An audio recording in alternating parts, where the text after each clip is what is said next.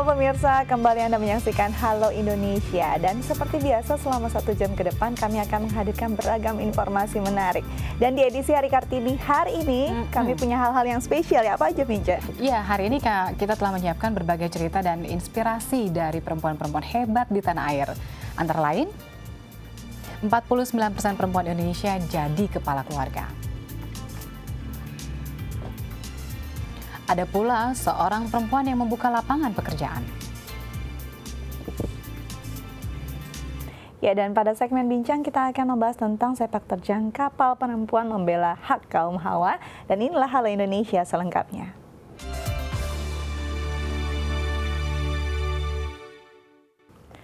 Kemiskinan memaksa banyak perempuan harus bekerja keras bahkan menjadi tulang punggung keluarga. Menjadi salah satu faktor yang membuat perempuan menjadi kepala keluarga. Ya, hampir setengah dari jumlah kelompok keluarga termiskin di Indonesia adalah keluarga dengan perempuan sebagai kepala keluarganya. Nah, ini dia cuplikannya. Pada tahun 1911, sosok perempuan dari Jepara, Jawa Tengah, bernama Raden Ajeng Kartini, hidup dalam belenggu tradisi elit Jawa, sebuah budaya yang pada saat itu banyak mengekang hak-hak perempuan. Ia adalah salah satu wanita terpelajar yang mengutamakan pendidikan dan bermimpi agar perempuan Indonesia terlepas dari kekang tradisi patriarki. 100 tahun kemudian, sebagian harapan Kartini terwujud. Banyak perempuan tak lagi mendapatkan diskriminasi. Perempuan Indonesia yang bisa menikmati kesempatan meraih pendidikan tinggi dan mendapatkan kesempatan kerja berkompetisi dengan kaum laki-laki. Namun kesempatan itu tidak berlaku bagi semua perempuan, terutama bagi mereka yang hidup dalam lingkaran kemiskinan. Hidup di era kemerdekaan di mana sistem ekonomi politik yang tak berpihak kepada kalangan bawah. Perempuan dengan pendidikan rendah dituntut untuk menjalani pekerjaan apapun demi menopang ekonomi keluarga. Berdasarkan sensus penduduk 2014, sektor pekerjaan informal masih didominasi oleh perempuan. Kaum laki-laki yang mendominasi sektor formal juga lebih banyak memiliki tingkat upah tertinggi dari kaum perempuan. Maka tidak heran bila kaum mereka yang bekerja pada sektor informal hidup menjadi pencari nafkah sekaligus kepala keluarga. Badan Pusat Statistik di tahun 2014 mendata, sebanyak 14,84% perempuan Indonesia menjadi pencari nafkah sekaligus kepala keluarga. Angka ini terus meningkat sebesar 0,1% setiap tahunnya kepala keluarga perempuan.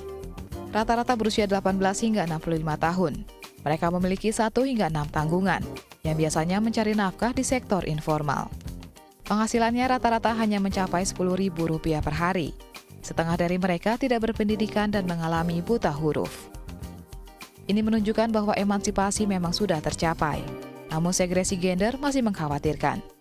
Padahal bagi perempuan miskin berpendidikan rendah, bila diberikan akses terhadap peluang pasar tenaga kerja formal, akan banyak perempuan yang mendapatkan peningkatan ekonomi dan mengatasi kemiskinan. Ya, kalau kita lihat data tadi ini sebenarnya benar-benar data yang memprihatinkan bagaimana 49% wanita ataupun perempuan Indonesia harus menjadi tulang punggung keluarga. Iya, dan ternyata juga masih ada segresi di antara cara mereka mencari kerja dan mereka mendapatkan penghasilan lebih rendah dibanding kaum laki-laki. Ini memang harus segera dibenahi ya, apalagi tahun-tahun ke depan wanita mempunyai peran penting. Betul. Bukan hanya untuk keluarga tapi juga untuk negara ya. Dan perempuan juga menjadi tulang punggung. Iya. Ya. Nah, seperti keadaan ekonomi yang serba pas-pasan ini, tapi tidak membuat wanita parubaya bernama Sugiyah patah semangat dalam menjalani hidup. Ia terus bersyukur atas apa yang ia punya, meski penghasilannya sebagai asisten rumah tangga tak mencukupi kebutuhan hidupnya sehari-hari. Hidup bekerja di kota besar merupakan mimpi yang lebih menjanjikan ketimbang tinggal di kampung dan menganggur. Dengan bekal keterampilan seadanya, pilihan pekerjaan di ibu kota pun menjadi sangat terbatas. Buruh cuci adalah pilihan pekerjaan yang paling mudah dicari. Sugiyah adalah perempuan berusia 53 tahun dengan latar belakang pendidikan tamatan kelas 4 SD. Ia datang ke ibu kota menjadi asisten rumah tangga pada salah satu keluarga di kawasan Cengkareng, Jakarta Barat. Pekerjaan ini telah 6 tahun memberikan penghidupan kepada keluarganya yang tinggal di Boyolali, Jawa Tengah.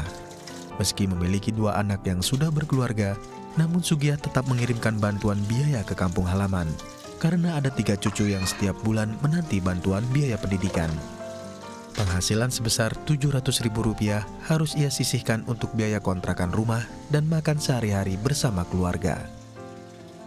Ya sebulan sekali atau 200 itulah yang dibilang dibagi gitulah buat anak, buat makan, buat semuanya gitulah. Yang penting bisa cukup bagi bisa makan mah. Yang penting bisa makan, walaupun pakai garam, yang penting bisa ada nasi gitu. Saya yang ngirim dari kampung ke sini ya mungkin nggak ada Mbak, jarang gitu. Yang ada 200, ada 150, ada 3. Ya untuk bayar sekolah, kan masih ada yang sekolah, ada yang kecil, perlu jajan, TK gitu. Ya mau apa lagi, orang saya udah tua begini, nggak bisa kerja lain. Ini aja udah bersyukur ada yang mau, saya masih diberi kesehatan, bisa kerja, bisa dapat duit, bahkan makanya udah seneng banget saya. Sugiah bekerja setiap hari selama 1 bulan penuh, dari jam 7 pagi hingga jam 11 siang, dan dilanjut lagi jam 1 siang hingga sore hari. Di sela waktunya tersebut, Sugiah menyempatkan untuk pulang ke rumah, mengurus suami, dan membereskan rumah. Di mata Parjiman sang suami, Sugiah adalah sosok yang sabar dan dapat merawat suaminya dengan baik. Parjiman sangat berterima kasih karena memiliki sosok istri seperti Sugiah. Ya artinya cukup sabar lah itu. Ya bagaimanapun namanya kita sudah dalam satu ikatan ya, saling mengucapkan terima kasih sesuai dengan apa yang bisa diberikan kan gitu sama pasangannya kan gitu. Sugiah adalah satu dari sekian banyak perempuan di Indonesia yang berjuang menjadi penopang ekonomi keluarga. Ia adalah pahlawan bagi keluarga. Lydia Agustin, Budi Utomo, Daai TV. Ya, kalau kita lihat memang walaupun kita sudah merasakan udara kemerdekaan puluhan tahun, tapi memang suara Kartini dan apa yang diperjuangkan Kartini masih perlu banyak PR dan diperjuangkan. Kalau kita lihat di sektor formal sendiri ya Vince ya, bagaimana laki-laki masih mendapatkan posisi dan juga jabatan ataupun pendapatan yang lebih tinggi dibandingkan perempuan. Iya, namun ini mungkin karena perempuan yang dalam lingkaran kemiskinan memiliki latar belakang pendidikan rendah dan sering dihadapkan dengan kodrat mengurus keluarga. Padahal saat mereka menjadi tulang punggung, apapun yang akan dihadapi perempuan pasti demi anak-anaknya dan demi keluarganya. Betul, seperti sosok yang satu ini, itu adalah seorang perempuan yang sebenarnya bernama Lisa tapi akrab disapa Pok Bonet. Oh, Pok Bonet. Ya, Okay. dia memilih menjadi tukang ojek di kawasan Duku Atas, Jakarta Selatan. Ya, profesi sebagai ojek perempuan dijalani Pok Bonet demi menghidupi keempat anaknya. Seperti apa sih Kartini ibu kota kita berikut ini?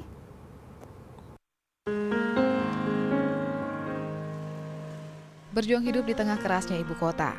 Mungkin kalimat inilah yang dapat menggambarkan perjalanan hidup seorang Lisa atau yang akrab disapa Pok Bonet. Berbeda dari wanita pada umumnya yang lebih banyak menghabiskan waktu di rumah untuk mengurus keluarga, keseharian Pok Bonet justru lebih banyak dihabiskan di jalan raya ibu kota. Ya, Mpok Bonet adalah salah satu dari sekian banyak perempuan yang memilih pekerjaan ojek untuk menyambung hidup di kota Jakarta, di pangkalannya yang terletak di Duku Atas, Jakarta Selatan. Mpok Bonet setiap hari menunggu penumpang bersama dengan ojek lain yang umumnya didominasi oleh kaum pria. Menjadi pengemudi motor yang siap antar penumpang bukanlah profesi awal Mpok Bonet. Ia sebelumnya pernah menjadi kenek supir angkutan umum di kawasan Manggarai, Jakarta Selatan. Pekerjaannya berprofesi sebagai tukang ojek tidak selalu berjalan mulus. Sebagai ibu yang bekerja demi menghidupi keempat orang anaknya, ia kerap menghadapi berbagai cobaan. Dari kehilangan motor, terjatuh dari motor, hingga menghadapi cobaan anaknya yang mengalami kecelakaan dan kakinya harus diamputasi. Sebelumnya punya Scoopy, motor Scoopy, cash dibeliin second sama adek. Terus dibawa ke Manggarai, ngojek di Manggarai, disewa sama Connect 66. Saya nggak tahu tempat tinggal di mana, dibawa kabur. Pertama sih awalnya nyewa, pulangin duitnya, kasih duit, dipulangin motornya. 2 kali ini pulangin juga, 3 kali ini. Di tengah periuk nasi yang harus terisi dan kesejahteraan anak-anak yang harus diperhatikan, Mpok Bonet masih memiliki mimpi besar untuk dapat memiliki sebuah tempat tinggal yang layak bagi keluarganya. Yang Mpok pikirin itu cuma satu, pengen punya rumah. Itu doang, kasihan tempat tinggal anak gitu loh. Makanya ngojek mati-matian pengen ngumpulin duit di bank. Pengen punya rumah walaupun rumah diceritain 30 juta. Itu kan dapat kan kok 30 juta aja diceritain. Pengen punya rumah sendiri gitu. Kasihan kamar, ya anak 4, tidur aja sesek-sesekan. Perjuangan dan semangat Pobonet untuk terus berusaha dan berdoa demi mewujudkan harapannya menjadi nilai lebih bagi sosok wanita tangguh yang satu ini. Tim Liputan, DAI TV. Ya, sampai terharu ya. Iya, miris. Bagaimana dia benar-benar berjuang di jalanan untuk menghidupi anak-anaknya, dan ini patut diapresiasi bagaimana peran perempuan bisa menopang ekonomi keluarga ya, Cek, ya. Iya. Dan peran perempuan dalam ikut menopang ekonomi keluarga patut kita apresiasi, Betul. terutama bagi mereka yang menjadi tulang punggung keluarga. Nah, melihat perjuangan perempuan dalam menopang ekonomi keluarga, kita akan mendengarkan apa kata dosen filsafat Fakultas Ilmu Pengetahuan Budaya Universitas Indonesia. Berikut ini. Walaupun sebenarnya sudah cukup banyak juga perempuan yang masuk ke wilayah sarjana, tetapi itu dengan latar belakang keluarga yang menyadari bahwa ada pentingnya pendidikan dan keahlian itu sendiri. Sementara kalau kejuruan memang mereka hanya difokuskan pada satu skill tertentu, satu kemampuan tertentu, kemudian diharapkan nanti akan membantu ke keluarga lagi. Gitu. Tapi setidaknya untuk sekarang memang butuh awareness, kesadaran bahwa perempuan itu memiliki pendidikan dasar. Nah, setelah itu sambil jalan mulai memberikan masukan dan insight bahwa perempuan harus juga mendapatkan pendidikan yang tepat, karena kalau kemudian menyerahkan segala pekerjaan domestik pada perempuan, tentu ini kan membebankan perempuan saja gitu. Sementara mereka harus mengikuti perkembangan zaman dengan pengetahuan yang begitu luas gitu, dan lewat teks kan. Jadi mereka seharusnya punya kesempatan dong untuk mempelajari itu. Oke, seharusnya perempuan punya kesempatan ya, dan ini yang diberikan memang harus akses juga. Betul, karena perempuan sebenarnya bisa melakukan banyak hal yang juga bisa dilakukan oleh kaum adam ya. Nah, selanjutnya kami akan membahas tentang sepak terjang kapal perempuan dalam membela kaum Hawa. Namun setelah jeda berikut, tetap bersama kami di Halo Indonesia.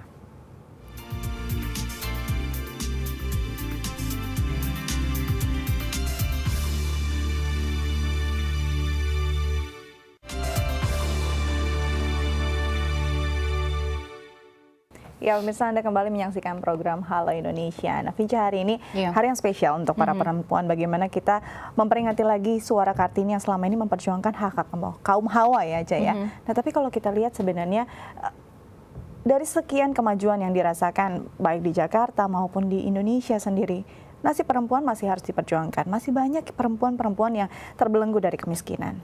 Iya, dan perempuan yang terbelenggu dalam kemiskinan ini sebenarnya bisa diberikan kesempatan akses pendidikan, dan mereka juga bisa terlibat untuk menyuarakan aspirasi mereka, meskipun mereka ada di tingkat pedesaan. Betul. Dan sebelum kita membahas, nanti kita akan membahas dengan Institut Kapal Perempuan dan seperti apa pemberdayaan perempuan untuk kepala keluarga. Karena ini yang mereka ambil bina. ya, peran ini yang mereka ambil untuk membuat perempuan keluar dari belenggu dengan pendidikan dan juga mengadvokasi. Nah, seperti apa sepak terjang mereka? Kita saksikan dalam tayangan berikut ini.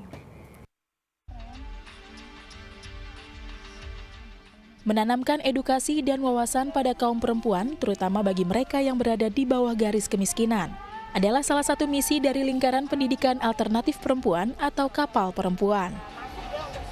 Sejak terbentuk pada tahun 2000, Kapal Perempuan aktif menyuarakan hak-hak perempuan yang belum sepenuhnya terpenuhi. Di antaranya mengubah kemiskinan pada kaum perempuan dengan memberikan program pemberdayaan, terutama bagi mereka yang menjadi kepala keluarga sekaligus bekerja mengurus rumah tangga. Masalah kemiskinan yang kerap melilit kaum perempuan, salah satunya disebabkan oleh rendahnya tingkat pendidikan dan ketidaktersediaan akses pekerjaan formal. Untuk meningkatkan pengetahuan dasar perempuan kepala keluarga dan mengentaskan kebodohan, Kapal Perempuan menyelenggarakan kegiatan pendidikan yakni Sekolah Perempuan. Sekolah ini dibuka bagi mereka yang putus sekolah atau buta huruf. Di Sekolah Perempuan, kaum ibu belajar untuk meningkatkan percaya diri. Salah satunya berani berbicara di depan umum. Tak hanya itu, mereka juga didorong agar memahami hak-haknya sebagai perempuan. Salah satunya tentang kesetaraan gender dan masalah kesenjangan sosial. Sekolah Perempuan bertujuan agar para ibu dari kelompok miskin menjadi berdaya dan sadar untuk memiliki keterampilan, sehingga dapat membangun inisiatif dari para ibu agar bisa mensejahterakan diri, keluarga, dan komunitasnya, terutama mengentaskan kemiskinan. Ini sebenarnya pemandangan yang membanggakan ya, bagaimana cuma di atas tanah beralaskan tikar mereka bisa belajar. Meskipun tidak ada gedung sekolah, tapi mereka mendapatkan sesuatu yang lebih berharga dibanding dari fasilitas pendidikan. Dan siapa yang dibalik ini untuk membuat mereka tetap semangat belajar? Ada sebuah sekelompok perempuan ataupun sekelompok masyarakat yang menamakan diri Kapal Perempuan dan memberikan istilahnya apa ya, tempat dan wadah mereka untuk bisa lepas dari belenggu kemiskinan dengan pendidikan. Dan sudah hadir bersama kita untuk membahasnya Ibu Misia selaku Ketua Pelaksana Harian Institut Kapal Perempuan. Selamat pagi. Selamat pagi. Senyum ya. Selamat Hari Kartini dulu ya. Terima kasih. Oke. Selamat Hari Kartini. Baik, juga. kalau kita lihat tadi sebenarnya Bu Misia bahwa masih banyak perempuan-perempuan yang terbelenggu dalam kemiskinan dan sebenarnya mereka mau berubah. Ya. Tapi kondisinya sendiri di Indonesia atau bahkan di ibu kota sendiri seperti apa? Ya, kalau situasinya juga tidak terlalu jauh dengan yang tadi ditayangkan ya. Banyak di daerah-daerah lain yang juga demikian. Berdasarkan analisis kami, ada beberapa masalah memang yang menyebabkan terus-menerus terjadinya itu. Pertama adalah budaya yang terus mengagungkan laki-laki di atas perempuan, yang namanya budaya patriarki mungkin kita kenal. Yang kedua, kebijakan-kebijakan juga belum menjangkau para perempuan ini, menjadikan mereka punya akses yang lebih baik. Itu belum banyak kebijakan-kebijakan itu. Yang ketiga, ya tentu saja aspek ekonomi ya di Indonesia yang semakin sulit, yang membuat orang bersaing dan sudah tidak menipis tingkat kepeduliannya kepada orang lain. Nah, situasi-situasi seperti itu ditambah lagi dengan cara pandang masyarakat yang semakin terkotak-kotak, yang mementingkan kepentingan dan golongannya sendiri-sendiri. Itu kayak berkelindang. Seperti rantai ya. saja ya. Misalnya ya, cara pandang yang konservatif sekarang. Perempuan semakin ditekan untuk balik ke rumah tangganya, balik ke dalam rumah, padahal dia sudah melakukan sesuatu yang memecahkan masalah rumah tangganya. Misalnya suaminya di PHK, suaminya tidak mendapatkan pekerjaan, dan seterusnya. Nah, sekolah-sekolah perempuan ini dikembangkan di beberapa wilayah yang memang punya tingkat kemiskinan dan sekaligus punya masalah-masalah yang disebut oleh pemerintah itu kerak-kerak pembangunan gitu. Oke, jadi memang sudah tepat sasaran bagaimana di lini bawah mencoba memberikan subsidi ataupun nutrisi pendidikan untuk mereka agar mereka keluar dari masalah itu ya, Ce ya? Iya, tapi yang menarik di sini apakah perempuan-perempuan di desa yang Kapal Perempuan ini sediakan untuk fasilitasi untuk sekolah, apakah mereka juga akan diberikan pemahaman tentang hak-hak mereka sebagai perempuan dan apakah mereka juga diberi pelatihan? Ya, sekolah perempuan ini kan berjalan reguler, walaupun tanpa gedung, tanpa seragam itu tadi. Setiap belajar mereka mempelajari 3 aspek. Pertama adalah aspek cara pandang yang kritis tentang hak-hak dia sebagai perempuan dan juga sebagai warga negara dan sekaligus sebagai perempuan miskin. Apa sih haknya dia? Gitu. Tapi kan mereka golongan menengah ke bawah yang hidup di desa. Bagaimana mereka bisa tahu hak-hak mereka untuk dan menyuarakan mereka? Kita mulai dari pengalaman sehari-hari. Jadi pengalaman perempuan itu adalah sumber pengetahuan yang kita selama ini mengabaikan. Padahal dia adalah pengalaman valid. Kalau penelitian itu paling valid itu data itu. Misalnya pengalaman dia bagaimana sulitnya mendapatkan pengasuh tempat ketika dia harus pergi ke pasar. Anaknya diasuh oleh siapa? Nah, itu juga masalah politik. Tidak ada daycare di desa, tidak ada ini, ada PAUD tapi mahal. Nah, hal-hal sederhana dari kehidupan ini bisa kita tarik bersama-sama. Cara belajarnya pun juga cara belajar dengan menyanyi, dengan menggambar. Yang nggak bisa menggambar ya bercerita, yang tidak bisa bercerita ya membuat simbol-simbol. Itu yang membuat mereka lama-kelamaan sadar bahwa saya adalah perempuan yang mempunyai hak asasi sebagai manusia, mempunyai hak asasi sebagai perempuan. Misalnya saya berhak mendapatkan pelayanan kesehatan reproduksi saya selama saya hamil, selama anak saya remaja, dan seterusnya. Itu yang pertama, kesadaran tentang hak. Yang kedua, kita mengintegrasikan dengan life skill. Karena ada di kalangan miskin, tentu saja hak-hak tidak cukup. Tiap hari mereka harus makan. Itulah bagaimana kita memikirkan usaha-usaha kreatif sekecil apapun yang membuat mereka juga punya penghasilan.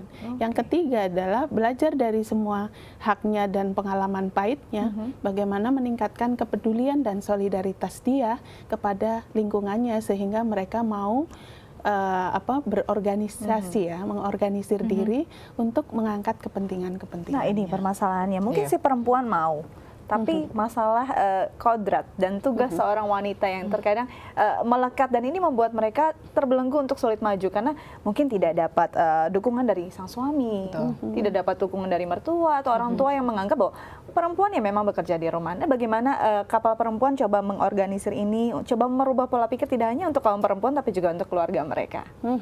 Jadi kaum perempuan itu benar kalau dia pintar, dia akan mendidik keluarganya. Pengalaman di Lombok Utara misalnya, salah satu ibu bilang bahwa saya selalu menegosiasikan dengan suami saya untuk menjelaskan apa hak-hak saya ketika saya mau berhubungan seksual. Jadi itu cara ampuh mereka. Dan biasanya berhasil, rata-rata berhasil untuk itu. Jadi suaminya menjadi sadar bahwa istrinya itu punya potensi yang pintar, yang dia juga patut untuk ikut kegiatan-kegiatan. Nah, dari situlah satu sama lain saling menguatkan karena sudah dibangun solidaritas satu sama lain.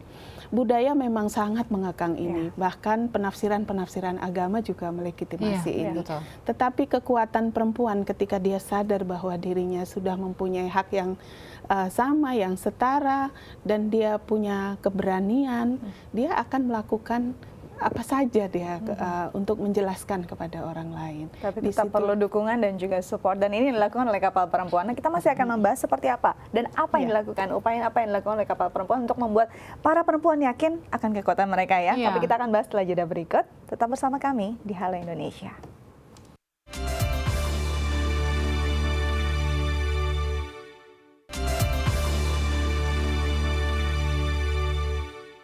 Ya, terima kasih masih di Halo Indonesia dan kita masih membahas tentang peran ganda perempuan.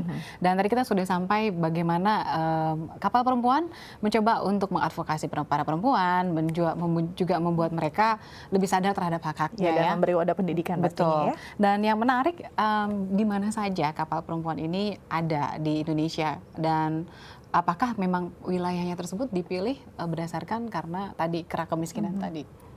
Ya. Kita bermitra dengan 5 organisasi ya di Sulawesi Selatan dengan YKPM, itu di sebuah desa terpencil kepulauan di Kabupaten Pangkajene Kepulauan. Kemudian di Nusa Tenggara Timur itu ada di Kabupaten Kupang dan Kota Kupang, walaupun kota tapi tetap miskin. Tetap miskin ya, walaupun sudah kota ya. Kami bermitra dengan Yayasan Alpha Omega di sana dan bekerja untuk wilayah miskin kekeringan. Jadi spesifik isunya di sana itu kekeringan karena air susah sekali. Di Nusa Tenggara Timur kita dengan LPSDM 2 kabupaten, Kabupaten Lombok Utara dan Kabupaten Lombok Timur. Ini adalah masyarakat yang sangat kental adatnya, yang ada adat merarik, kawin perempuan jadi diculik perempuannya. Perempuannya ya. Kalau mbak-mbak berdua begini cantik begini diculik udah dikawini sama orang sana. Nah, dan juga wilayah bencana, wilayah pesisir, ada wilayah juga di kaki Gunung Rinjani. Jadi memang daerah-daerah miskin yang kurang terjangkau. Kemudian di Sumatera Barat itu di Padang, walaupun di kota dia adalah desa tempat ring satunya semen Padang, jadi tempat lokasi yang sangat rusak secara lingkungan.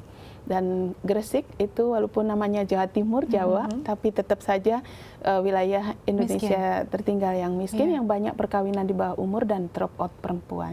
Dan di Jakarta sendiri ini di Bidarajina dan di Ciliwung serta di Klender salah satunya. Bahkan salah satunya termasuk di Jakarta. Iya, di ibu kota, tapi memang miskin itu tidak mengenal tempat ataupun waktu. Dan ini memang objeknya adalah perempuan. Nah, kalau kita lihat tentang kemiskinan sendiri, bahwa perempuan akhirnya berperan ganda, tidak hanya menjadi ibu rumah tangga, menjadi ibu bagi anak-anak, tapi juga menjadi kepala keluarga. Nah, sebelum kita bahas lebih lanjut, apa yang dilakukan Kapal Perempuan untuk membuat keadaan ini berubah? Kita saksikan dulu tayangan berikut ini.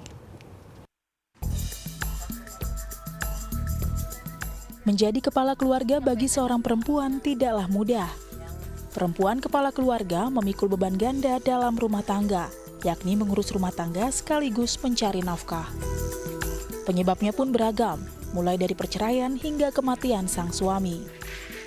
Penelitian yang dilakukan oleh Sekretariat Nasional Perempuan Kepala Keluarga atau PK pada tahun 2014 menyebutkan bahwa sekitar 49% keluarga di kelompok kesejahteraan termiskin atau KKT dikepalai oleh perempuan. Rendahnya tingkat pendidikan serta diskriminasi gender yang sering didapatkan kaum perempuan dalam lingkungan masyarakat merupakan beberapa penyebab kemiskinan yang mendera kaum perempuan.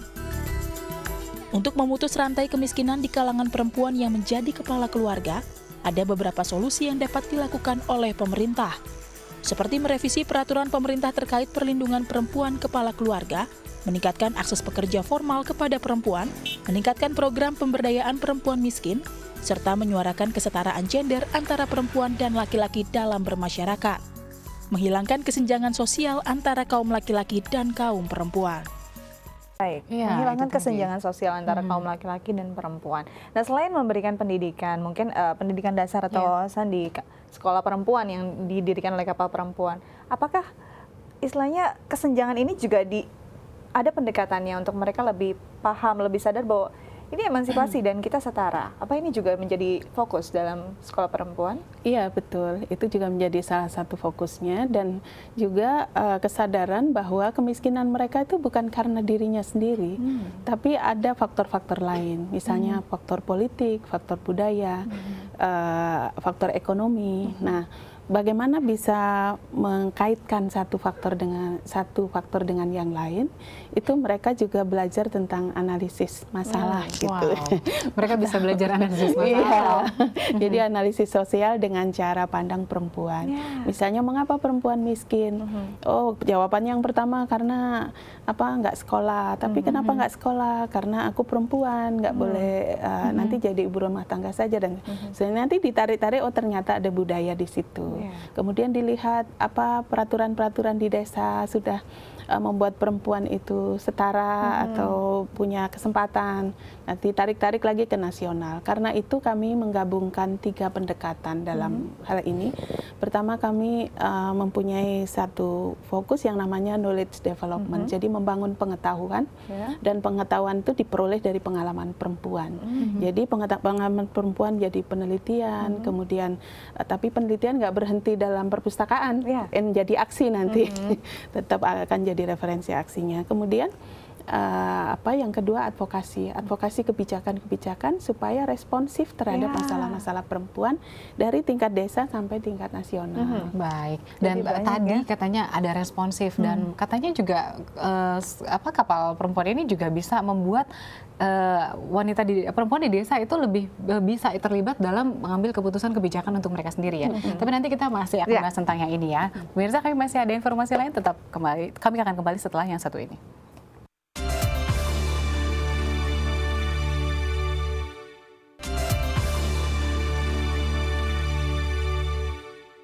Ya, kita masih membahas tentang peran ganda perempuan, pemirsa, dan nanti kita akan bertanya langsung kembali dengan kapal perempuan Mbak Misha ya. Seperti apa sih sebenarnya pencapaian yang sudah dilakukan kapal perempuan terhadap perempuan-perempuan di desa? Iya. Jadi kalau di tingkat desa ini perempuan-perempuan sudah masuk ke arena pengambilan keputusan, baik di rumahnya maupun di komunitas, di desa sampai dengan kabupaten. Jadi kemajuannya luar biasa ya. Dulu nyebut namanya saja nggak berani. Waktu pertama sekolah perempuan itu, kita minta mereka nyebut namanya, perkenalan gitu, nggak berani, malu kayak gitu, takut melihat orang pakai celana celana kain yang perangkat desa gitu, takut. Nah, sekarang mereka menghadap ke desa, menghadap ke bupati.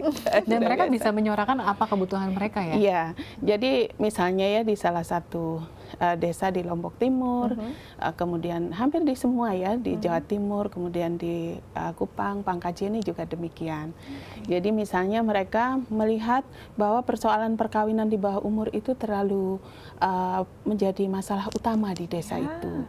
Maka dia mengusulkan untuk membuat peraturan desa, penghapusan dan pencegahan perkawinan di bawah umur. Luar biasa kemajuannya. Kalau Iya. infrastruktur apakah juga terlibat? Iya, ada. Mereka ikut dalam musrenbang itu mengusulkan misalnya jalan, tapi bukan jalan seperti diusulkan bapak-bapak. Jalan yang dipakai nanti untuk daerah terpencil menuju ke fasilitas kesehatan. Misalnya mereka punya masalah tidak bisa tidak bisa pergi ke fasilitas kesehatan. Puskesmas misalnya kalau mau melahirkan mereka harus ditandu karena jalannya susah. Maka dibangun jalan di situ. Oke, jadi memang sudah sangat begitu maju dan mereka sangat teliti untuk bisa memberikan bukan hanya untuk para kaum perempuan tapi untuk masyarakat sekitar. Nah, sebenarnya tadi sempat berbincang sedikit bahwa nama kapal perempuan ini ada historinya. Bahwa yang tadinya Indonesia dianggap sebagai negara agraria tapi sebenarnya bukan itu. Justru negara maritim dan ini makanya disebut kapal. Nah, sebenarnya dari nama ini sendiri apakah memang ada support dari kapal perempuan untuk membuat wanita-wanita maritim atau perempuan-perempuan maritim bisa berjaya atau bisa menghidupi keluarga dari baharinya? Iya, pertanyaan menarik sekali ini. Kita mengembangkan satu perspektif yang baru di Kabupaten Pangkasini Kepulauan. Mereka itu ada di satu desa itu bisa 4 pulau mereka. Kita bekerja di 10 pulau. Kepulauan itu menganggap bahwa perahu adalah milik laki-laki, identik dengan laki-laki. Baru kalau perempuan tukang jemur ikan asin, yang semua itu tidak ada penghargaannya. Nah, kemudian mereka setelah menyadari ini, ternyata saya bisa juga mengemudikan perahu. Karena perahu mereka alat transportasi, bukan hanya untuk menangkap ikan. Jadi dia bisa ngojek istilahnya, ngojek perahu. Salah satu namanya Ibu Cedo itu, yang dia tidak sekolah, dia ngojek perahu sekarang, dan perahu itu didapatkan dari usulan dia pada saat musyawarah pembangunan di kabupaten, dan bupatinya memberikan bantuan khusus kepada perempuan-perempuan ini perahu yang tidak pernah terbayangkan selama ini. Perahu itu jauh dari kehidupan perempuan dan mereka bekerja mengojek perahu ini sangat menarik bagaimana kapal perempuan mensupport para perempuan untuk bisa tidak hanya menjadi nahkoda untuk keluarganya tapi juga untuk nahkoda untuk lingkungan. Terima kasih untuk kehadirannya, sukses terus untuk kapal perempuan dan semoga makin banyak perempuan Indonesia yang cerdas, pintar dan juga mendapatkan haknya ya. Baik, pemirsa, kita masih punya banyak informasi menarik lainnya. Tetap bersama kami di Halo Indonesia.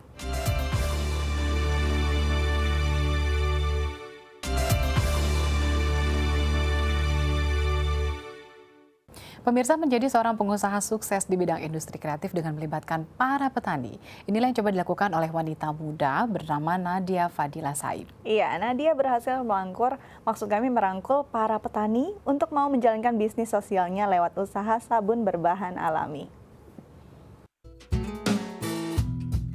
Perkembangan industri kreatif yang beranjak pesat serta tingginya persaingan antar pekerja di bidang industri kreatif mendorong sosok wanita muda bernama lengkap Nadia Fadila Saib untuk ikut terjun dalam bidang tersebut.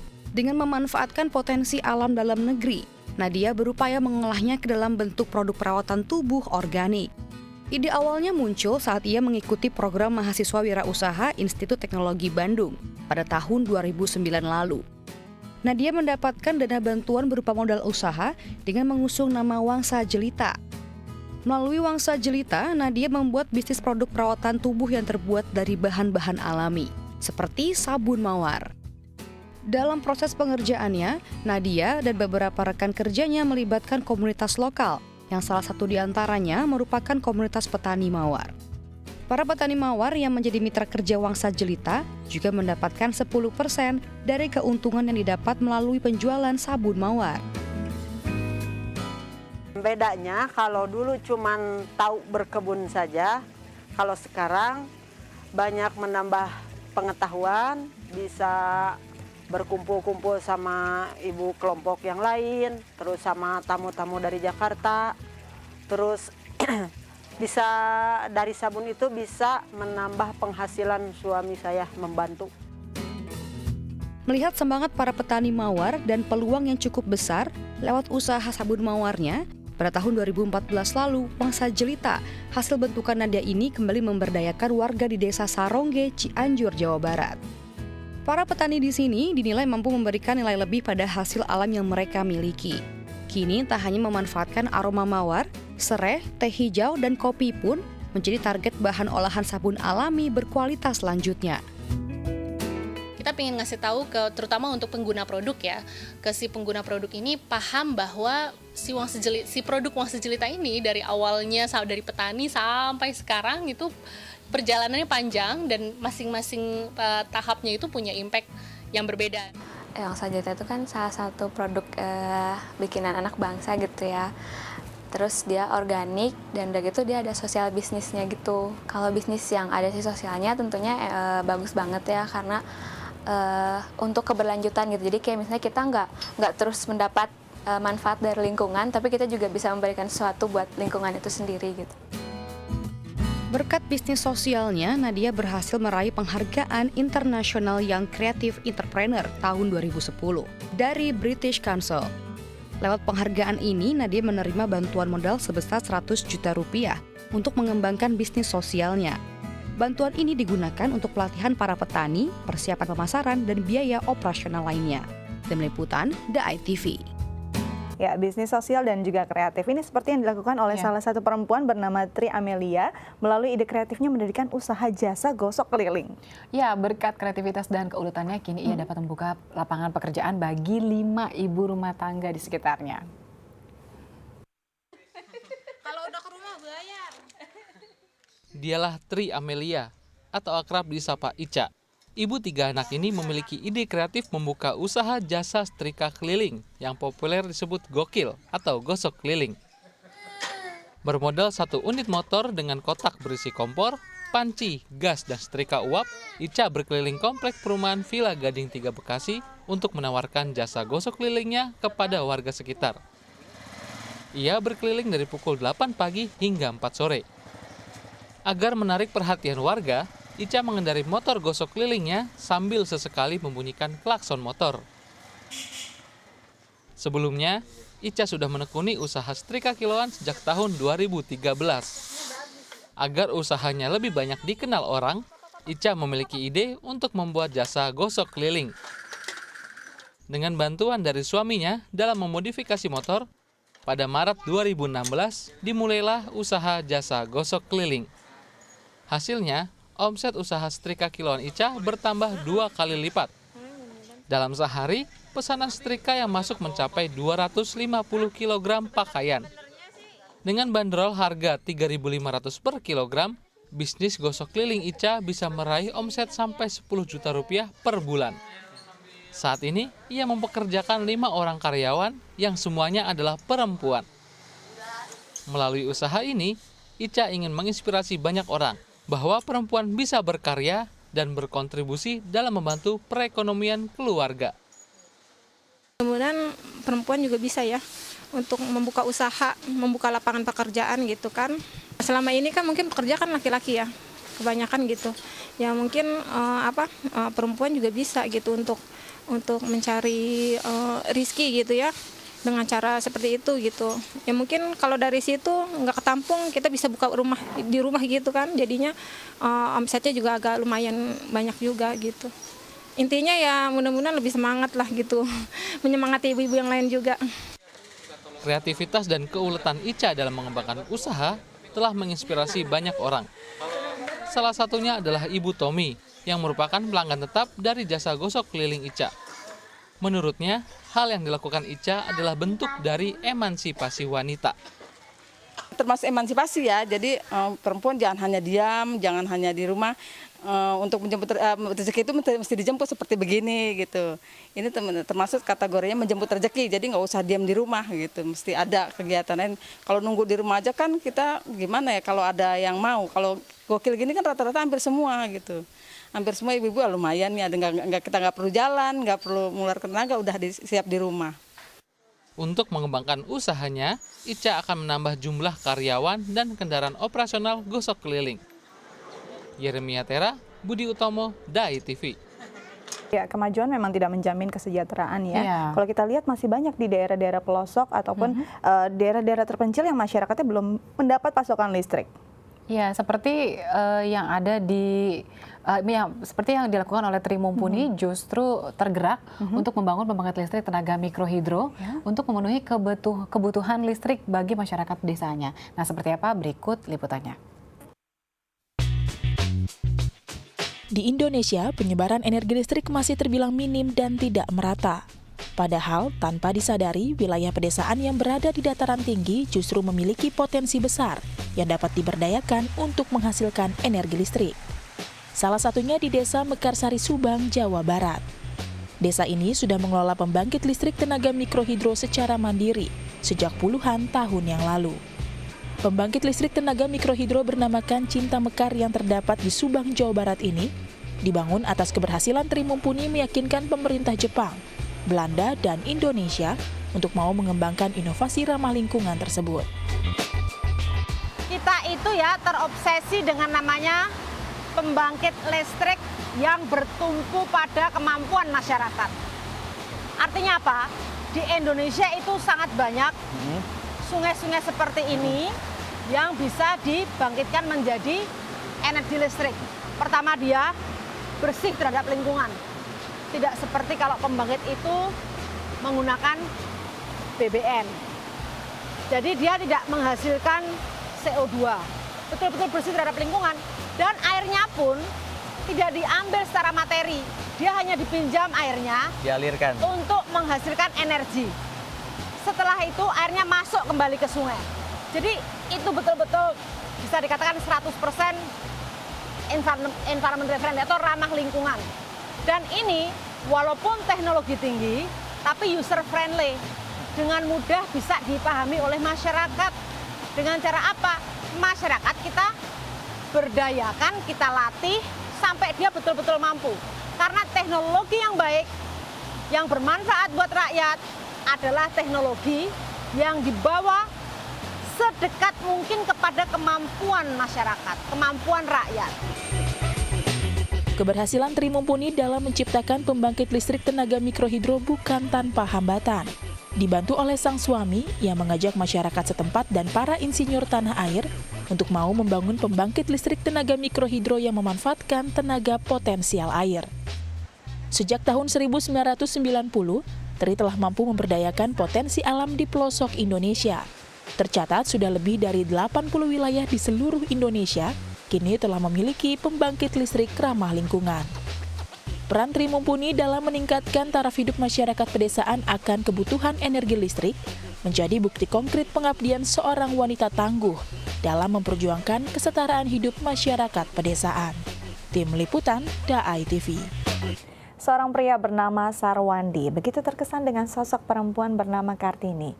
Ia terkesan karena Kartini yang surat-suratnya selalu ia antar ternyata memiliki keinginan yang luhur, yaitu mendirikan sekolah bagi kaum bumi putra. Kisah Kartini yang diperankan oleh Rania Putrisari dan Sarwadi yang diperankan oleh Chico Jericho dapat Anda saksikan dalam film berjudul Surat Cinta untuk Kartini.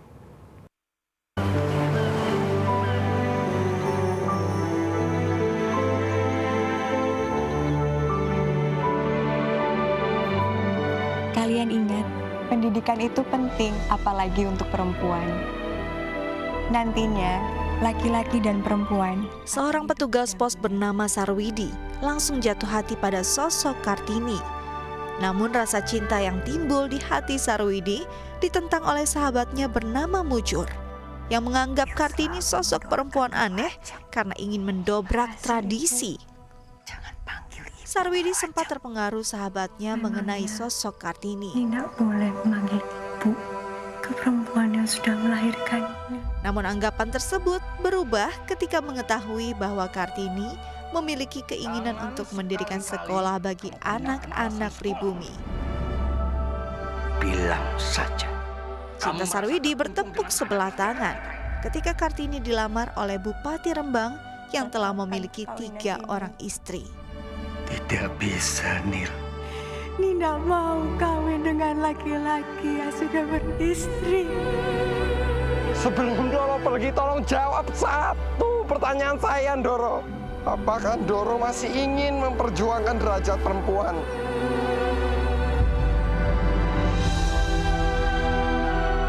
Saya akan menjamin anak dan cucu saya tidak mengalami nasib yang sama.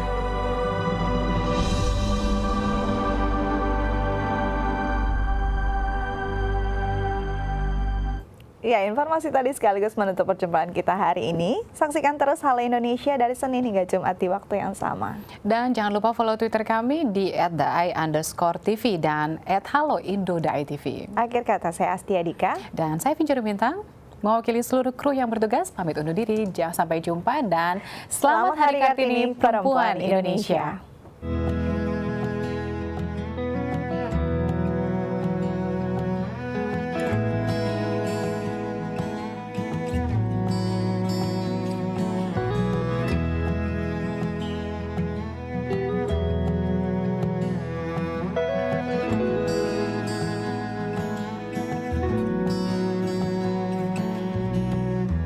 Hari terus berganti, banyak yang telah terjadi. Dirimu kian pasti, segala kan ku raih. Bila esok menjelang, bahagia pun kan datang. Bintang di angkasa bersinar gemilang, tempatku tuju segala angan dan harapan, tempatku padu cita-cita dan impian, tempatku pacu setiap langkah yang berarti, tetap menyatu dalam hasrat dan tujuanku selalu. Waktu terus menguji tekad yang ku miliki, kini telah terbukti. Segala kan ku gapai, rintangan ku hadapi, cobaan ku lalui, semua telah ku dapati.